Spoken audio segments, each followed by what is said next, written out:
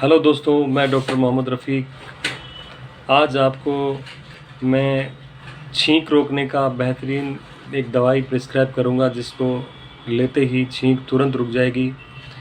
Homeopathic में छींकों की बहुत सारी दवाइयां हैं।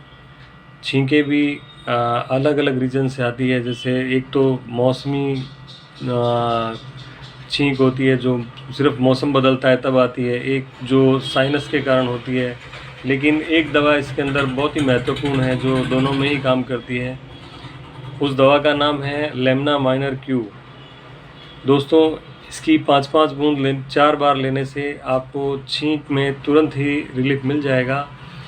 आप इसको ज़रूर एक बार ट्राई करिए और मेरे चैनल को इसी तरह सब्सक्राइब करते रहिए और अलग अलग रोगों के ऊपर अलग अलग दवाइयों का विवरण प्राप्त करते रहिए।